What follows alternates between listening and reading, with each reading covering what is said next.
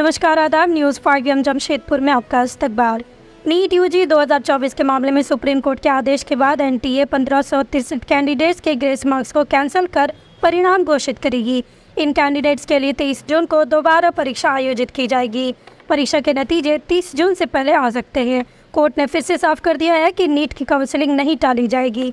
NEET UG 2024 परीक्षा में अनियमितता की शिकायत से जुड़े एक याचिका पर सुप्रीम कोर्ट ने आज सुनवाई की। ये सुनवाई कैंडिडेट्स को ग्रेस मार्क्स देने को लेकर दायर याचिका पर हुई है। सुप्रीम कोर्ट ने कहा कि 23 जून को 1563 छात्रों की दोबारा परीक्षा होगी और 30 जून से पहले नतीजे आ जाएंगे। इन 1563 छात्रों में जो छात्र परीक्षा में नहीं बैठना चाहते हैं उन्हें ग्रेस मार्क्स हटाकर मार्कशीट दिए जाएंगे और उसी हिसाब से इनकी मेरिट लिस्ट बनेगी। सुप्रीम कोर्ट ने याचिकाकर्ता को कहा कि अपनी बात एनटीए ने मान ली है, वो ग्रेस मार्क्स को हटा रहे हैं। सुप्रीम कोर्ट ने साफ कहा कि 30 जून को होने वाली परीक्षा में केवल वो छात्र ही शामिल होंगे जिनको ग्रेस मार्किंग मिली थी। एनटीए ने कहा कि 30 जून को 1563 छात्रों की दोबारा परीक्षा होगी, उसके बाद काउंसलिंग होगी। एनटीए ने सुप्रीम कोर्ट को बताया कि उसने उन 1563 छात्रों को मिले ग्रेस मार्क्स रद्द करने और उनकी दोबारा परीक्षा लेने का फैसला किया है। जिन छात्रों को ग्रेस मार्क्स मिले हैं उन्हें या तो इसे छोड़ना पड़ेगा या फिर चाहे तो दोबारा परीक्षा में बैठ सकते हैं। गुरुवार को सुप्रीम कोर्ट ने नीट यूजी परीक्षा से जुड़ी 3 याचिकाओं पर सुनवाई की। इन याचिकाओं में इस परीक्षा को रद्द करने की मांग की गई थी। एनटीए ने पहले कहा था कि पेपर में देरी होने के कारण कैंडिडेट्स को कम समय मिला, जिसकी भरपाई के लिए उन्हें ग्रेस मार्क्स दिए गए। मामले में आज फिजिक्स वाला के सीईओ अलक पांडे की याचिका पर सुनवाई हुई है। एनटीए ने कहा कि तीसरी याचिका में पेपर लीक का मामला सुप्रीम कोर्ट के समक्ष नहीं है। नीट रिजल्ट के बाद दाखिल की गई याचिकाओं पर सुप्रीम कोर्ट ने काउंसलिंग पर रोक लगाने से मना कर दिया है। जस्टिस विक्रम नाथ और जस्टिस संदीप महतो की बेंच ने मामले की सुनवाई की। एनटीए की तरफ से कहा गया कि छात्रों को डर दूर करने के लिए ये निर्णय लिया जा रहा है। सुप्रीम कोर्ट ने कहा कि हम काउंसलिंग पर रोक नहीं लगाएंगे। सुप्रीम कोर्ट ने दूसरी याचिकाओं पर 2 हफ्ते में जवाब मांगा है। इन पर 8 जुलाई को अगली सुनवाई होगी। केंद्रीय शिक्षा मंत्री धर्मेंद्र प्रधान ने पेपर लीक की बात से इनकार करते हुए दोषियों के खिलाफ कड़ी कार्रवाई का भरोसा दिया है। उन्होंने कहा, मैं छात्रों और उनके अभिभावकों को भरोसा दिलाता हूँ कि केंद्र सरकार और एनटीए उन्हें न्याय दिलाने के लिए प्रतिबद्ध है। 24 लाख छात्रों ने सफलतापूर्वक नीट परीक्षा दी है। कोई पेपर लीक नहीं हुआ है। अभी तक कोई सबूत नहीं मिला है। करीब 960 छात्रों के लिए एक मॉडल अपनाया गया था जिसकी फोर्ड ने अनुशंसा की थी और इसके लिए शिक्षाविदों का एक प्लान बनाया गया है। हम अदालत के फैसले को स्वीकार करेंगे। हमने जनहित याचिका फाइल की थी अपनी स्टूडेंट इस्लामिक ऑर्गेनाइजेशन के बिहाफ पे, जिसमें हमने कई मुद्दे उठाए थे। जिसमें सबसे पहला हमारा मुद्दा था कि आपने शुरुआत से इसमें गड़बड़ियां की हैं। जैसे आपने इसका रजिस्ट्रेशन रीओपन किया है 2 दिन के लिए, उसका आपने कोई हमारे पहले से कोई नोटिफिकेशन नहीं इशू किया। दूसरा इशू हमने ये रेस किया था कि जो आपने ग्रेस मार्क्स पेपर लीक का इशू था और तीसरा ग्रेस मार्क्स का इशू था। तो आज ग्रेस मार्क्स का इशू कोर्ट ने कंसिडर किया है और उसमें ये कोर्ट ने ये बोला है कि कोर्ट एनटीए ने आके क्लैरिफिकेशन दिया है, कमेटी बनाई जिसके बेसिस पे कोर्ट ने ये बोला है कि ठीक है, जितने भी स्टूडेंट्स ने जिनको ग्रेस मार्क्स अवार्ड हुए हैं ये सब दोबारा से अपीयर होंगे 23 जून को और इनका रिजल्ट 30 जून को डिक्लेयर किया जाएगा।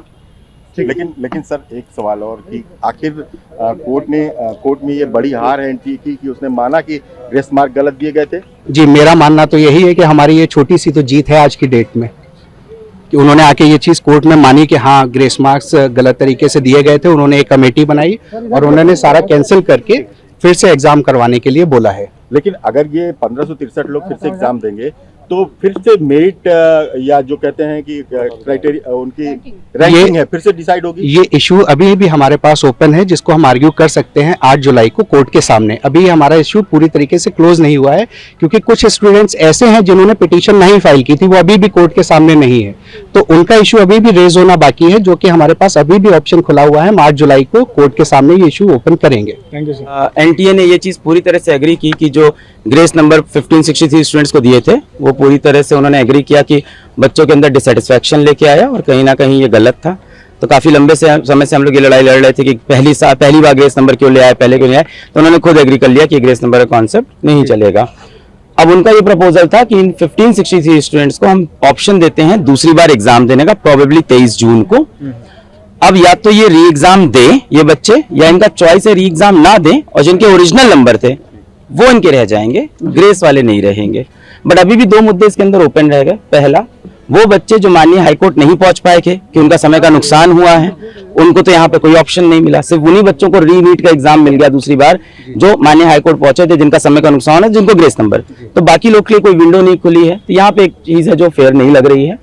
दूसरी चीज ये लगती है कि जब एनटीए खुद एग्री कर रहा है आ जाके कि हमने 1563 स्टूडेंट्स को जो ग्रेस दिया वो पूरी तरह से सही नहीं था, गलत था, तो और कितनी डिस्पेरेंसीज हो सकती है उसके अंदर, इसके ऊपर भी देखना चाहिए। क्योंकि उन्होंने ये चीज बिना किसी की परमिशन के अपने आप ग्रेस नंबर का कॉन्सेप्ट ला दिया। क्या पास में भी ऐसी चीज उन्होंने कभी की है जो कभी कोर्ट तक नहीं पहुंची है? और कितना उनके डेटाबेस के अंदर ऑडिट की भी बहुत ज्यादा रिक्वायरमेंट, क्योंकि वो खुद एग्री कर रहे हैं कि ये चीज गलत हुई, और फॉर लास्ट 7 डेज वो बिल्कुल नहीं एग्री कर रहे थे, बट आज उन्होंने ये चीज मान ली। हालांकि क्या काउंसलिंग इस पे मेरिट पर भी इसका असर पड़ेगा, जिस तरह से 15 हाँ बिल्कुल बिल्कुल पड़ेगा, रैंकिंग पे पड़ेगा। रैंकिंग बिल्कुल री एग्जाम के बाद ही रैंकिंग डिसाइड होगी, क्योंकि काउंसलिंग ये कह रहे हैं कि 6 जुलाई से करेंगे। तो ये कह रहे हैं कि जब 23 जून वाला पेपर हो जाएगा, जल्द से जल्द उसके रिजल्ट निकाल देंगे और उसके बाद फिर से सबकी रैंक शफल होगी, बनेगा। पर हमारा मुद्दा अभी भी ये है कि बहुत से बच्चे अपने समय का नुकसान रिपोर्ट नहीं कर पाए। इसके साथ साथ जो पेपर लीक का केस था, उसमें माननीय सुप्रीम कोर्ट ने कहा कि वो केस बिल्कुल खुला हुआ है, उसकी अगली सुनवाई होगी।